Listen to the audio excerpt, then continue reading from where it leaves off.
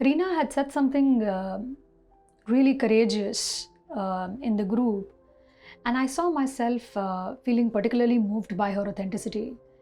Once she'd finished sharing what she did, I reached out to her and I said to her in the group that I really loved her sharing, and her authenticity and courage was so refreshing. And I had not even finished talking that she immediately turned towards this other member in the room named Stephen, and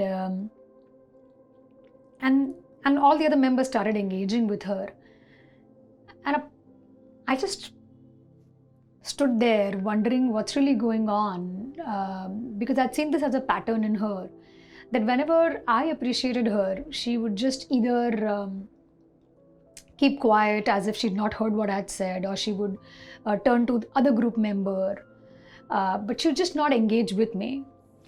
So I brought it to her attention. I said, "Hey, Reena, what's happening? I mean, I just said something positive to you. I appreciated you, and you didn't even acknowledge my comment, and you turned towards others. So what's going on here?" And this participant turned back and said, "Oh, no, Nisha, I just have difficulty receiving appreciation."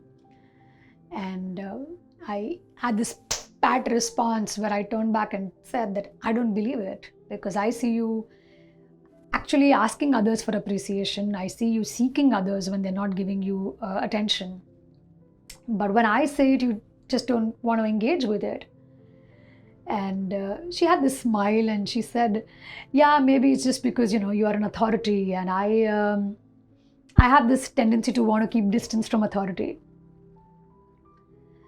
And in my curiosity and my faith that everything that happens is co-created, so I asked her that, yeah, maybe you might be having this genuine struggle in receiving compliments from authority, but maybe in this case it's also about who I am as a human being. And I wonder, is there something about my style that you find it difficult to receive any compliments from me? She paused for a moment and she said, "Yeah, that rings a bell for me, Anisha." And I said, "Go on, I'm listening." And she said that, "Anisha, it's something about the way you give compliments. I find your compliments very scripted. It's almost as if it's very predictable. I know what you're going to say. So regardless of whether it's me or Stephen or Laura, you'll have the same thing to say." And she also went on to say that there's an inherent difference in the way I talk to her when I'm in the group and when we are meeting for one-on-one coaching sessions. And when I asked her to elaborate, she said that one thing obviously is that you're speaking in Hindi, but the other thing also is that I find you far more natural, far more spontaneous, and far more friendly. But in the group, there's this calmness to you which I can't associate with, I can't relate with. And when she said that, I had this sense of feeling caught. And I also had a sense of shame, because I had multiple instances flashing in front of my mind when what she was saying did seem true, that sometimes I was, not saying exactly what I want, but in a way kind of reducing my intensity, making it palatable enough for others. And I think for me, the deeper awareness was that since the last couple of years, I've been increasingly doing more of international work, and I'm working less and less with Indians. Maybe there's a part of me that has this worry that I am too much. My intensity is too much. My fierceness is too much. My playfulness is too much. My friendliness might be too much.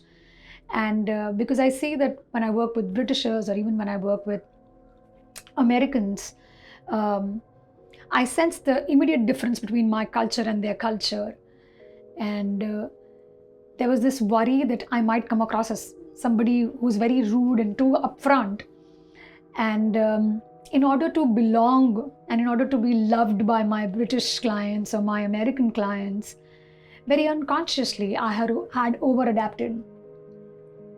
In order to be liked by them, I thought I had to be one of them, not recognizing that my clients or my participants were coming to me precisely because they saw me as being different. And it immediately occurred to me that that is what maybe groups and dominant cultures do to us. People who are different, they feel that indirect pressure to minimize differences in order to belong.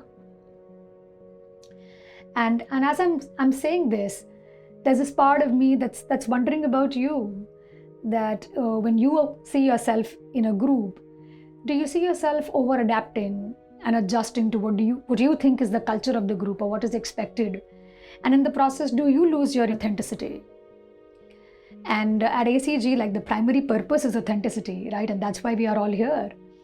And I've been wondering that what are the ways in which we could be mindful of this over adaptation? What are the ways in which we could prevent ourselves from becoming inauthentic?